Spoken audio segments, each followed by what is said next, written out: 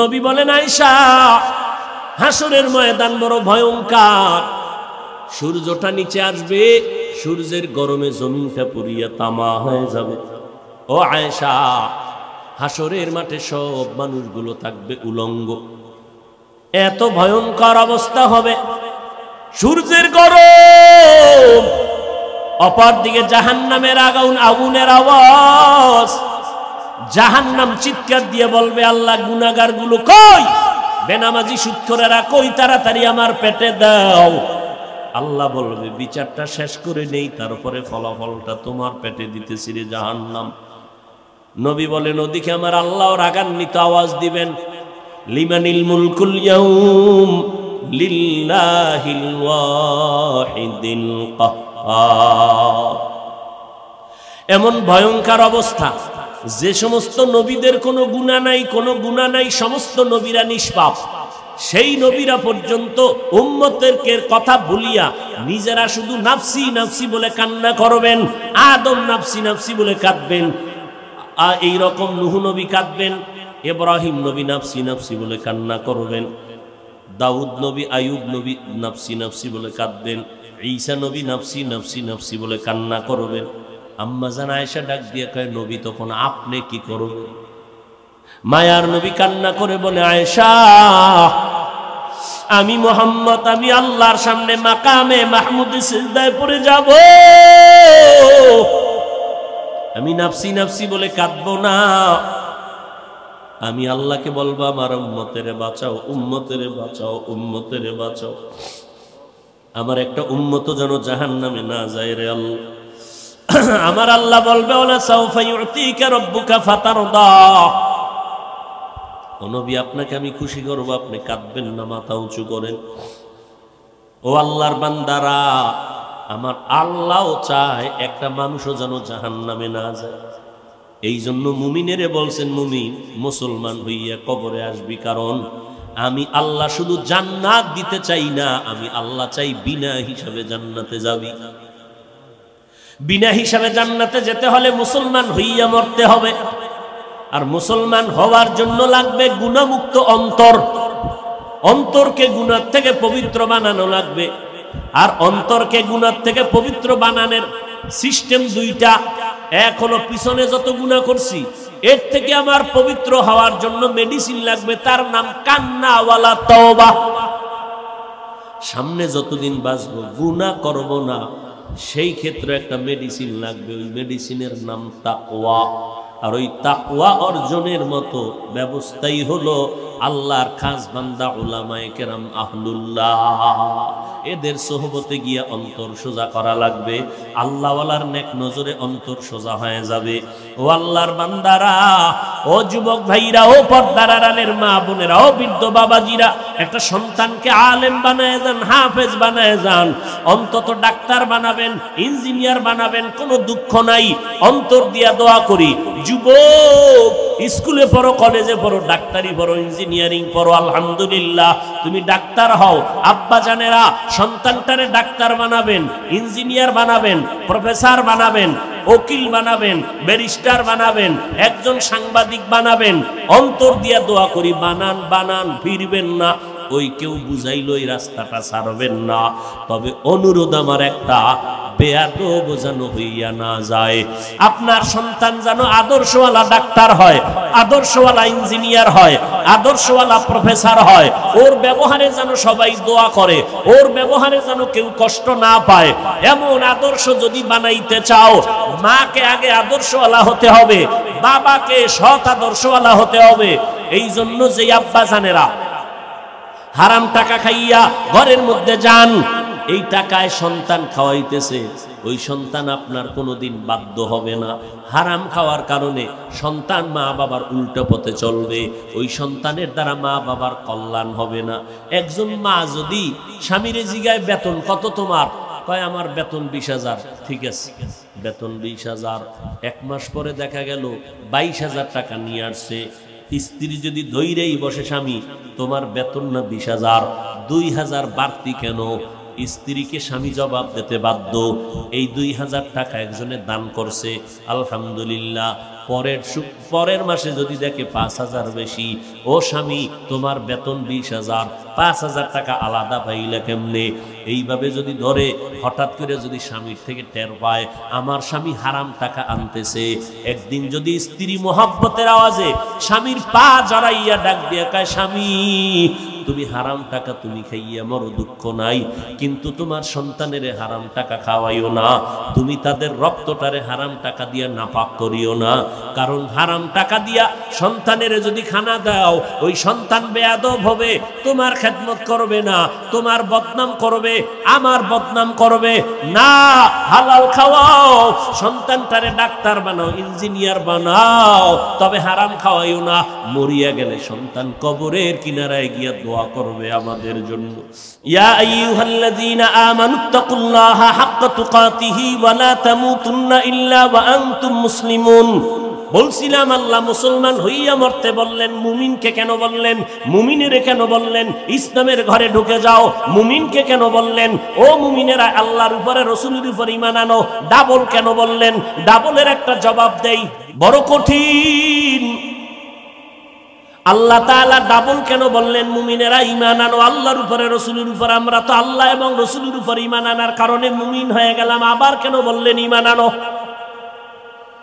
আল্লাহ জানতেন তিনি গাইবের মালিক, তিনি জানতেন শেষ জামানার উম্মতেরা ঝামেলা করবে, নিজেরা মুসলমান এমন ঝামেলা করবে, নিজেরা নিজেদেরকে প্রশ্ন কইরা সাধারণ মানুষের সামনে বিভ্রান্ত করবে। যেমন প্রশ্ন কইরেই ফেলছে, মদিনার নবী কাফেরের কাছে, মুশরিকের কাছে দাওয়াত দিছেন, তোমরা মুসলমান হইয়া কেন মুসলমানের কালেমার দাওয়াত দাও? প্রশ্ন আছে না নাই? আল্লাহ কয়, আমি যদি মুমিনের ঈমানের ডবল দাওয়াত দিতে পারি তো এরাও পারবে। আল্লাহ যদি মুমিনকে ঈমানের ডাবল দাওয়াত দিতে পারে, আমরা কেন পারবো না? আর আমরা দাওয়াত দিব না, যাব কই? হিন্দুদের পাড়ায় পাঠাও যাই, খ্রিস্টানদের গির্জায় পাঠাও যাই, সকাল লাগবে না, ডেইলি আধা ঘন্টা করে বয়ানে লাগায় দাও, 12 মাস লাগবে না, মাত্র 6 মাস ইনশাআল্লাহ। 6 মাস যদি মন্দিরে বসায় দাও, খ্রিস্টানদের গির্জায় বসায় দাও, ওই বৌদ্ধ ধর্মের প্যাকটায় বসাইয়া দাও, আল্লাহর কসম, আল্লাহর উপরে ভরসা করে বলছি, নবীর মহব্বতে বলছি, 6 মাস যদি বয়ান করতে থাকি, সব বিধর্মীরা মদিনাওয়ালা নবীর পাক্কা আশেক হয়ে যাবে। কিন্তু 12টা মাস মুসলমানের পাও দইরা কত নত হইয়া বয়ান করি, মনে হয় যেন আপনাদের টাকার কেনা গোলাম, এত নত হইয়া বিনয়ের সাথে বয়ান করি। কি বয়ান করি এই কথা তো বলি না, চরমনাই না গেলে গুনাহ হবে, তাবলীগ না করলে গুনাহ হবে, পাঁচকল্লি মাথায় না দিলে গুনাহ হবে, এই কথা তো একবারও বলি না। কওমি মাদ্রাসায় না পড়লে গুনাহ হবে, একবারও তো বলি না। কি বলি? সারা বছর বুঝাইয়া পায়ে ধরিয়া বুঝাইতে চাই, 2টা স্লোগান কলবের মধ্যে ঢুকাও, জীবনে যতদিন বেঁচে থাকবি গোলামি করবি আমার আল্লাহর, আর জীবনে যতদিন বেঁচে থাকবি আদর্শ মানবি মদিনাওয়ালা নবীর। আর কারো গোলামি করা যাবে না, আর কারো আদর্শ মানা যাবে না, আর কারো অন্ধ ভক্ত হওয়া জায়েজ নাই।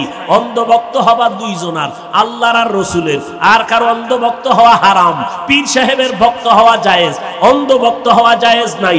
আলেম পীর মাশায়েখ ওলামায়ে কেরাম, আমার উস্তাদ, আমার বাবা মা, আত্মীয় স্বজন, সবার জন্য ভক্ত হওয়া জায়েজ, অন্ধ হওয়া জায়েজ নাই। কয় তো কেমন ভক্ত? কয় আল্লাহর ভক্ত হব অন্ধের মতো, নবীর ভক্ত হও অন্ধের মতো, কোনো প্রশ্ন নাই। বুঝে আসুক না আসুক, গোলামি চলতেই থাকবে। নবী এইটা বলছে, মানতেই হবে, বুঝে আসুক আর না আসুক। কিন্তু পীর সাহেবের বেলায় এটা হবে না, ওস্তাদের বেলায় হবে না, বক্তার বেলায় হবে না। বক্তা ওস্তাদ পীর সাহেবদের বেলায় আমি তাদের কথা মানব ততক্ষণ তারা আমার আল্লাহ আর নবীকে মেনে চলবেন যতক্ষণ।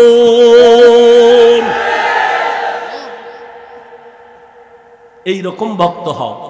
আমার ওস্তাদে কইছে এই জন্য আমি মানতেই হবে না। আল্লাহ এবং রসুলের লাইনে আছে না লাইন সারা হলে মানা যাবে না, যত বড় টাইটেলওয়ালা হোক। সাবধান, এরে নবীর উম্মতের দল, আল্লাহ কেন বললেন মুমিনেরা ঈমান আনো? কারণ তোমার আমার ঈমান বড় দুর্বল। মুমিন দাবি করি নামাজ নাই, ঈমানদার দাবি করি পর্দা করি না, ঈমানদার দাবি করি ঠিকমতো যাকাত দেই না, হালাল খাই না। ঠিক আছে, সব ঠিক আছে, আমি হুজুর মানুষ, আমার সব ঠিক, নামাজ পড়ি, পর্দা করি, হালাল খাই, সব ঠিক আছে। আল্লাহ আমারেও কয়, এই বান্দা ঈমান আন। আবার কেন? তুই বক্তা ঠিক, টুপি দাড়ি সব ঠিক আছে, তোর মধ্যে কিবিরের গুনাহ আছে, কবিরা গুনাহ। তোমার মধ্যে হাসাতের কবিরা গুনাহ আছে। আমি নিজেরে বড় বক্তা মনে করি, এই কবিরা গুনাহ আমার কলবে। আমি অন্যদের ছোট মনে করি, তুচ্ছ মনে করি, কবিরা গুনাহ কলবে। অন্যের ভালো পছন্দ করতে পারি না, মেনে নিতে পারি না, এটাও কবিরা গুনাহ। আমি নিজের সব থেকে বড় মনে করি, কবিরা গুনাহ। অন্যকে তুচ্ছ মনে করি, কবিরা গুনাহ। আরে আমার থেকে ওর মধ্যে কি আছে? দূর, ওটার মানুষ হইল, ওর মধ্যে কিচ্ছু নাই, কিচ্ছু নাই, সব আমার মধ্যে আছে। আল্লাহ কয়, তোর মধ্যে কি আছে? বলতো বলতো বলতো আলিফ লাম মিমের অর্থটা একটু ব্যাখ্যা কর। তোর মধ্যে এত এলেম, আলিফ লাম মিমের তাফসীরটা করতো। কয় না আল্লাহ এখানে পারুন না। কত কি পারবি? কয় আল্লাহু আ'লামু বিমুরাদিহি। এখানে আমার চালান বুঝি সব শেষ। এখানে যদি শেষ হয়, দরজায় গিয়া তুই আটকায় গেছো, ভিতরে কেমনে যাবি? আলিফ লাম মিম দিয়ে তোরে আটকায় দিলাম। যত অহংকার আছে আলিফ লামের সামনে দুর্বল করে ফেল।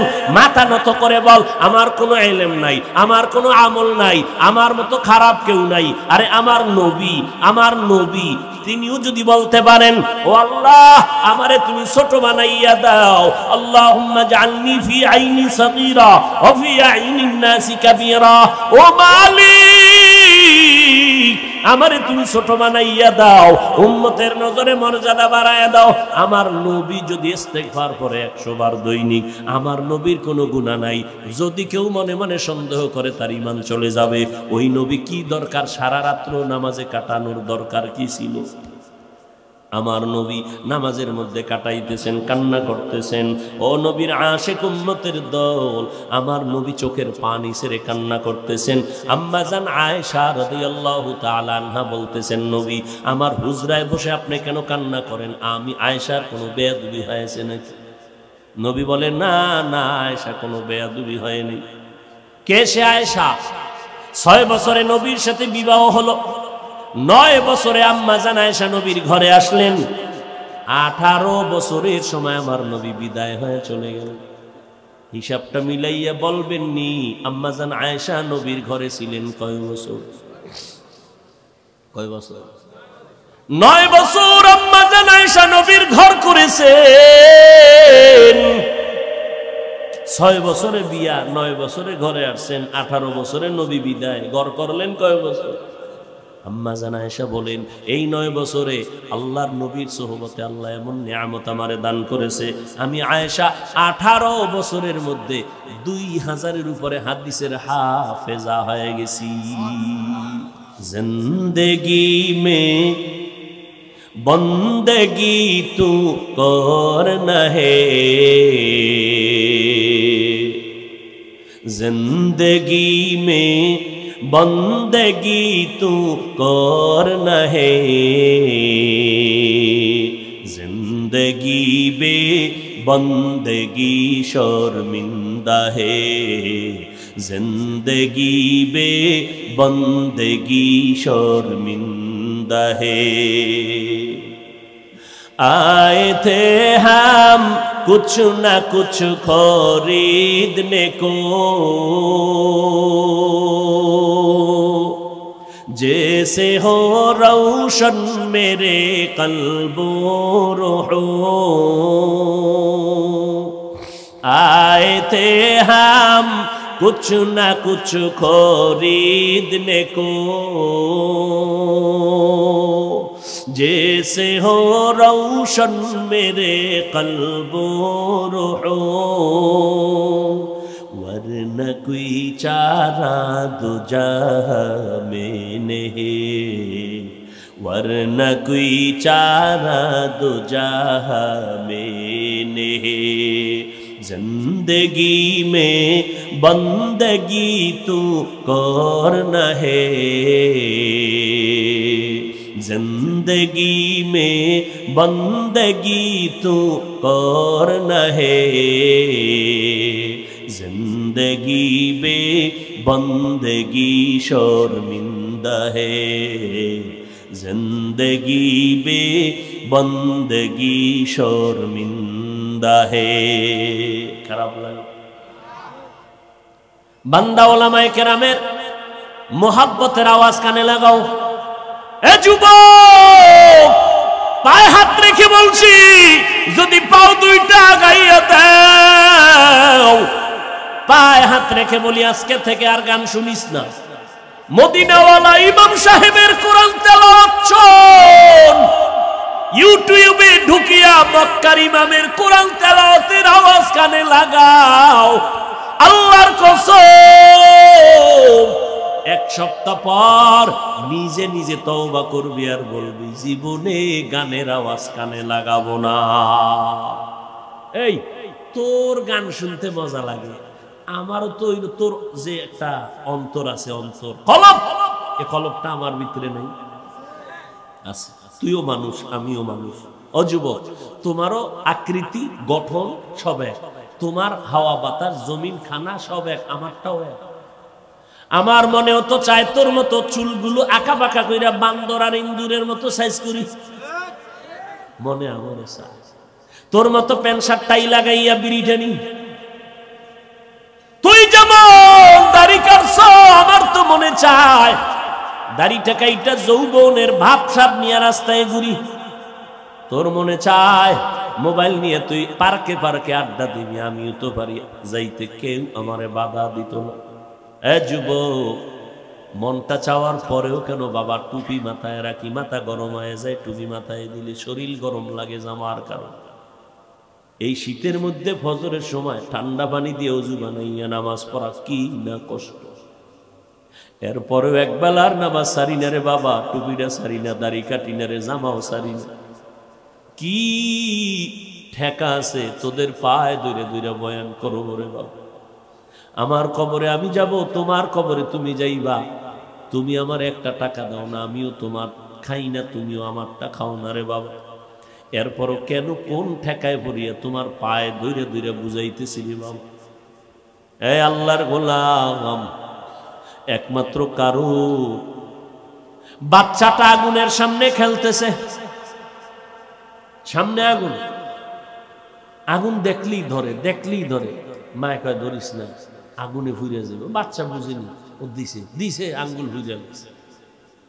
এইভাবে মা বারবার বুঝাইছে আগুন আগুন ধরবি না, আগুন আগুন ভয়ঙ্কর, পুড়ে যাবি পুড়ে যাবি। বুঝাইতে বুঝাইতে বুঝাইতে বুঝাইতে সন্তান একদিন এমন বুঝ পাইয়া গেছে, এখন আগুন দেখলে আগুন আগুন কয়ে দৌড় দেয়। মা কেন বুঝায়? কয় মায়ের কলিজার মোহাব্বত, সন্তানটা আগুনে পুড়বে, মা সহ্য করে নিতে পারবে না।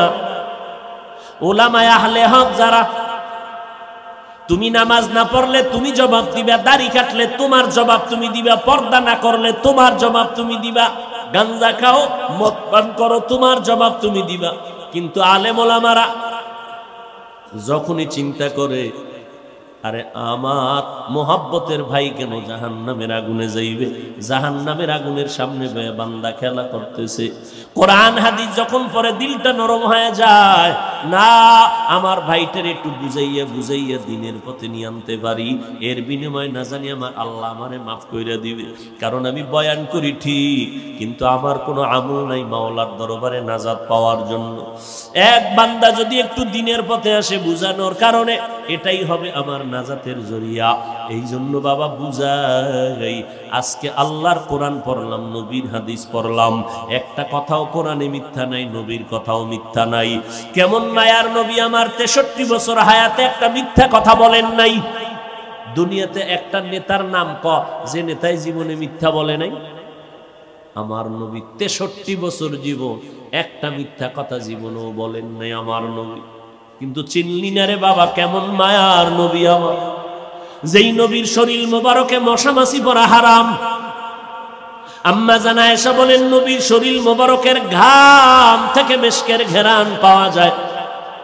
যেই নবীর কোনো গুনাহ নাই, ওই নবী আমার হুজরায় বসে বসে কান্না করেন। ও নবী কাঁদেন কেন? বলে আয়েশা, কিয়ামতের ময়দানের ভয়ঙ্কর অবস্থার কথা আমার মনে পড়েছে, এই জন্য কাঁদতেছি। হ্যাঁ যুবক, একটু চিন্তা কর, আমার নবীও কাঁদে কিয়ামতের কারণে। আম্মা জান আয়েশা বলেন, কেমন ভয়ঙ্কর হবে নবী? কি ভয়ঙ্কর হলে আপনি কাঁদেন? আল্লাহর নবী বলেন, আয়েশা, হাসরের ময়দান হবে, এই জমিনটাই হবে কিয়ামতের মাঠ। সিরিয়ার জমিন হবে আল্লাহর বিচারালয়, আদালত। ও পর্দার আড়ালের আম্মা জানেরা, আপনারা নবীদের মা, সাহাবায়ে কেরামের মা, আউলিয়ায়ে কেরামের মা, খাজা মঈনুদ্দিনের মা, বড় বড় আদর্শ সন্তানের মা আপনারা। আপনাদের ভাগ্য কত ভালো, আপনারা আয়েশা রাদিয়াল্লাহু আনহার মতো নারী, খাদিজা রাদিয়াল্লাহু আনহার মতো নারী, ফাতেমা রাদিয়াল্লাহু আনহার মতো নারী। ও মা, আপনাদের কপাল বড় ভালো। পুরুষের আজ রাত নাই, দিন নাই, রৌদ্র নাই, বৃষ্টি নাই, ময়দানে দৌড়াইবে, নামাজ পড়বে, কামাই রুজি করবে। আম্মা জান ঘরের মধ্যে থাকবা।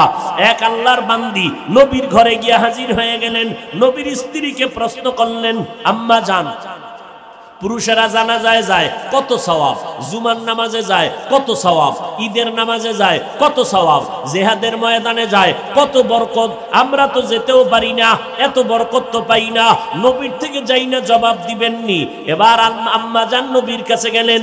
নবী বলেন, জানায়া দাও ও দুনিয়ার নারীরা, ও পর্দার আড়ালের মা বোনেরা, মদিনার নবী কয়ে শুনাইয়া দাও, আমার মাওলা বড় দয়াময়, আমার মাওলার মতো দয়ার মালিক কেউ নাই। ও নারীরা, তোমাদের এত মর্যাদা, ঘরের মধ্যে থাকো, ঘরের মধ্যে থাকিয়া পর্দা রক্ষা করিয়া নির্জন জায়গায় নামাজ আদায় করবা, স্বামীর মাল হেফাজত করবা, সন্তানগুলোরে আদর্শ সন্তান বানাইবা। ঘরের মধ্যে তুমি থাকিয়া নামাজ পড়িয়া, ওই পুরুষেরা জুমায় গিয়া, ঈদগায় গিয়া, ওই জানাজায় গিয়া, জিহাদের ময়দানে গিয়া যেই পরিমাণ বরকত পাইতো, আমার আল্লাহ ঘরের মধ্যে নারীদেরকে সম পরিমাণ বরকতার সওয়াব দিয়া দিবেন। আম্মা জানের যুদ্ধে যাওয়া লাগবে না। আম্মা জানের বাচ্চাটা দুনিয়াতে আসার সময় কত আম্মা জানেরা মারা যায়। মদিনার নবী কয়, ও আম্মা জানের দল, বাচ্চা প্রসবকালে মা তুমি যদি মরিয়া যাও, আল্লাহ তোমাকে শাহাদাতের মর্যাদা দিয়া বিনা হিসাবে জান্নাত দিয়া দিবেন। বাচ্চা প্রসব করিয়া আম্মা জান যদি জিন্দা থাকেন, আল্লাহ আপনাকে গাজীর মর্যাদা দান করবেন। আম্মা জানের কত দাম। ও মা, আপনারা আজকে দুনিয়ার রং তামাশায় আনন্দে আত্মহারা হইয়া স্বামীর সম্পদ নিয়া ডানে বামে খরচ করিয়া স্বামীরে পঙ্গু বানাইতেছেন, খবর নাই। অথচ যদি ভাবতেন স্বামীর মাল আপনারই মাল, স্বামীর বাড়ি গাড়ি আপনারই বাড়ি গাড়ি, স্বামী মরিয়ে গেলে সব আপনার থাকবে, আপনার সন্তান মালিক হবে, এই চিন্তা যদি মা করতেন, তাহলে স্বামীর টাকা পয়সা ডানে বামে অযথা অপচয় খরচ করতেন না। এই সন্তানেরা, বাবার টাকা চুরি করো কেন? মোবাইলের এমবি কিনতে। লিখে রাখ ভালো করে, তোর বাবার কামাইয়ের পুঁজির থেকে যদি চুরি করো, তোর বাপ কোটি টাকা কামাই করলো, দেখবি সূর্য ডুবার আগে নাই, এ টাকায় বরকত থাকে না। তুই মনে করতে পারো না তোর বাবারটা তো তোরই, তুই হেফাজত করবি, তুই চুরি করো কেন? আম্মা জানেরা যদি নিজের স্বামীর সম্পদ নিজের সম্পদ মনে করে, স্বামীর সম্পদ ডান বাম করতে পারে না। আম্মা জান আয়েশাকে নবী বলেন, আয়েশা, হাসরের ময়দান বড় ভয়ঙ্কর, সূর্যটা নিচে আসবে, সূর্যের গরমে জমিনটা পুড়িয়া তামা হয়ে যাবে। ও আয়েশা, হাসরের মাঠে সব মানুষগুলো থাকবে উলঙ্গ, এত ভয়ঙ্কর অবস্থা হবে, সূর্যের গরম, অপর দিকে জাহান্নামের আগুনের আওয়াজ। জাহান্নাম চিৎকার দিয়ে বলবে, আল্লাহ গুনাহগার গুলো কই, বেনামাজি সুদখোরেরা কই, তাড়াতাড়ি আমার পেটে দাও। আল্লাহ বলবে, বিচারটা শেষ করে নেই, তারপরে ফলাফলটা তোমার পেটে দিতেছি রে জাহান্নাম। নবী বলেন, ওদিকে আমার আল্লাহ রাগান্বিত আওয়াজ দিবেন, লিমানিল মুলকুল ইয়াউম, লিল্লাহিল ওয়াহিদিল কাহ্হার। এমন ভয়ঙ্কর অবস্থা, যে সমস্ত নবীদের কোনো গুনাহ নাই, সমস্ত নবীরা নিষ্পাপ, সেই নবীরা পর্যন্ত উম্মতের কথা ভুলিয়া নিজেরা শুধু নাফসি নাফসি বলে কান্না করবেন। আদম নাফসি নাফসি বলে কাঁদবেন, এই রকম নূহ নবী কাঁদবেন, ইব্রাহিম নবী নাফসি নাফসি বলে কান্না করবেন, দাউদ নবী আইয়ুব নবী নাফসি নাফসি বলে কাঁদবেন, ঈসা নবী নাফসি নাফসি নাফসি বলে কান্না করবেন। আম্মা জান আয়েশা ডাক দিয়ে কয়, নবী তখন আপনি কি করবেন? মায়ার নবী কান্না করে বলে, আয়েশা, আমি মুহাম্মদ, আমি আল্লাহর সামনে মাকামে মাহমুদে সিজদায় পড়ে যাব, আমি নাফসি নাফসি বলে কাঁদবো না। আমি আল্লাহকে বলবো, আমার উম্মতেরে বাঁচাও, উম্মতেরে বাঁচাও, উম্মতেরে বাঁচাও, আমার একটা উম্মত যেন জাহান্নামে না যায় রে আল্লাহ। আমার আল্লাহ বলবে, ওলা সাউফা ইউতিকা রাব্বুকা ফাতারদা, ও নবী আপনাকে আমি খুশি করব, আপনি কাঁদবেন না, মাথা উঁচু করেন। ও আল্লাহর বান্দারা, আমার আল্লাহও চায় একটা মানুষও যেন জাহান্নামে না যায়। এই জন্য মুমিনেরে বলছেন, মুমিন মুসলমান হইয়া কবরে আসবি, কারণ আমি আল্লাহ শুধু জান্নাত দিতে চাই না, আমি আল্লাহ চাই বিনা হিসাবে জান্নাতে যাবি। বিনা হিসাবে জান্নাতে যেতে হলে মুসলমান হইয়া মরতে হবে, আর মুসলমান হওয়ার জন্য লাগবে গুনাহমুক্ত অন্তর। অন্তরকে গুনাহ থেকে পবিত্র বানানো লাগবে, আর অন্তরকে গুনাহ থেকে পবিত্র বানানোর সিস্টেম দুইটা। এক হলো, পিছনে যত গুনাহ করছি এর থেকে আমার পবিত্র হওয়ার জন্য মেডিসিন লাগবে, তার নাম কান্না ওয়ালা তওবা। সামনে যতদিন বাঁচবো গুনাহ করব না, সেই ক্ষেত্রে একটা মেডিসিন লাগবে, ওই মেডিসিনের নাম তাকওয়া। আর ওই তাকওয়া অর্জনের মতো ব্যবস্থাই হলো আল্লাহর খাস বান্দা উলামায়ে কেরাম আহলুল্লাহ, এদের সোহবতে গিয়ে অন্তর সোজা করা লাগবে। আল্লাহওয়ালার নেক নজরে অন্তর সোজা হয়ে যাবে। ও আল্লাহর বান্দারা, ও যুবক ভাইরা, ও পর্দার আড়ালের মা বোনেরা, ও বৃদ্ধ বাবাজিরা, একটা সন্তানকে আলেম বানায় যান, হাফেজ বানায় যান, অন্তত ডাক্তার বানাবেন, ইঞ্জিনিয়ার বানাবেন, কোনো দুঃখ নাই। অন্তর দিয়া দোয়া করি, যুবক স্কুলে পড়ো, কলেজে পড়ো, ডাক্তারি পড়ো, ইঞ্জিনিয়ারিং পড়ো, আলহামদুলিল্লাহ তুমি ডাক্তার হও। আব্বা জানেরা সন্তানটারে ডাক্তার বানাবেন, ইঞ্জিনিয়ার বানাবেন, প্রফেসর বানাবেন, উকিল বানাবেন, ব্যারিস্টার বানাবেন, একজন সাংবাদিক বানাবেন। অন্তর দিয়া দোয়া করি, বানান বানান, ফিরবেন না। ওই কেউ বুঝাইলো এই রাস্তাটা ছাড়বেন না। তবে অনুরোধ আমার একটা, বেয়াদব যেন হইয়া না যায়। আপনার সন্তান যেন আদর্শওয়ালা ডাক্তার হয়, আদর্শওয়ালা ইঞ্জিনিয়ার হয়, আদর্শওয়ালা প্রফেসর হয়। ওর ব্যবহারে যেন সবাই দোয়া করে, ওর ব্যবহারে যেন কেউ কষ্ট না পায়। এমন আদর্শ যদি বানাইতে চাও, মাকে আগে আদর্শওয়ালা হতে হবে, বাবাকে সৎ আদর্শওয়ালা হতে হবে। এই জন্য যে আব্বা জানেরা হারাম টাকা খাইয়া ঘরের মধ্যে যান, এই টাকায় সন্তান খাওয়াইতেছে, ওই সন্তান আপনার কোনোদিন বাধ্য হবে না। হারাম খাওয়ার কারণে সন্তান মা বাবার উল্টো পথে চলবে, ওই সন্তানের দ্বারা মা বাবার কল্যাণ হবে না। একজন মা যদি স্বামীরে জিগায়, বেতন কত তোমার? কয় আমার বেতন 20,000। ঠিক আছে, বেতন 20,000। এক মাস পরে দেখা গেল 22,000 টাকা নিয়ে আসছে। স্ত্রী যদি ধৈরেই বসে, স্বামী তোমার বেতন না 20,000, 2,000 বাড়তি কেন? স্ত্রীকে স্বামী জবাব দিতে বাধ্য, এই 2,000 টাকা একজনে দান করছে, আলহামদুলিল্লাহ। পরের মাসে যদি দেখে 5,000 বেশি, ও স্বামী তোমার বেতন 20,000, 5,000 টাকা আলাদা পাইলে কেমনে? এইভাবে যদি ধরে, হঠাৎ করে যদি স্বামীর থেকে টের পায় আমার স্বামী হারাম টাকা আনতেছে, একদিন যদি স্ত্রী মোহাব্বতের আওয়াজে স্বামীর পা জড়াইয়া ডাক দিয়ে কয়, স্বামী তুমি হারাম টাকা তুমি খাইয়া মরো, দুঃখ নাই, কিন্তু তোমার সন্তানের হারাম টাকা খাওয়াইও না, তুমি তাদের রক্তটারে হারাম টাকা দিয়া নাপাক করিও না। কারণ হারাম টাকা দিয়া সন্তানের যদি খানা দাও, ওই সন্তান বেয়াদব হবে, তোমার খেদমত করবে না, তোমার বদনাম করবে, আমার বদনাম করবে না। হালাল খাওয়াও, সন্তানটারে ডাক্তার বানাও, ইঞ্জিনিয়ার বানাও, তবে হারাম খাওয়াইও না। মরিয়া গেলে সন্তান কবরের কিনারায় গিয়া দোয়া করবে আমাদের জন্য। ও আল্লাহর বান্দারা, ওই কি দুনিয়ার জন্য পাগলামিতে পড়ছো? ও পর্দার আড়ালের আম্মা জান, আল্লাহর মোহাব্বত নিয়ে তওবা করেন, চোখের পানি ছেড়ে সন্তানের জন্য কাঁদেন আর দোয়া করেন, আল্লাহ নেককার সন্তানের মা বাবা বানায় দাও, বদকার সন্তানের যেন মা বাবা হয়ে না যাই। ও সন্তানের দল, আল্লাহর কাছে তওবা করো। পিছনে যত গুনাহ করছো তওবার দরজা খোলা। আল্লাহ বলে তওবা কর, আমি তোর জীবনের গুনাহগুলো মাফ করে দেব। ওই গুনাহগারের গুনার কথা স্মরণ করিয়া কান্না করো। আল্লাহকে মনে মনে বলো, আল্লাহ এই ময়দানে আমার মতো গুনাহগার কেউ নাই।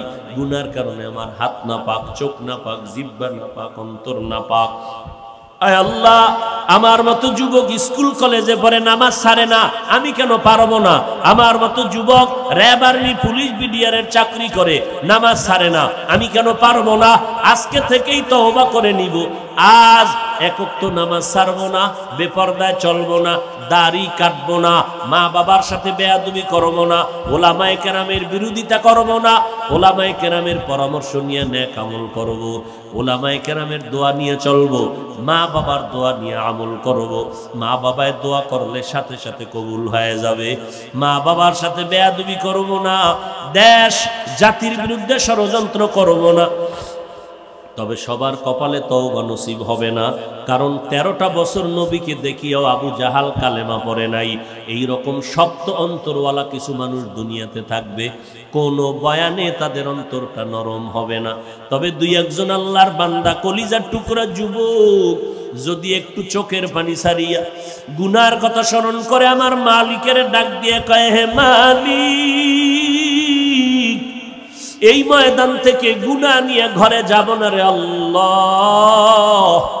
এই চোখের সামনে কত যুবকের জানাজা পড়াইলাম, কত যুবকের লাশ কবরে রাখলাম।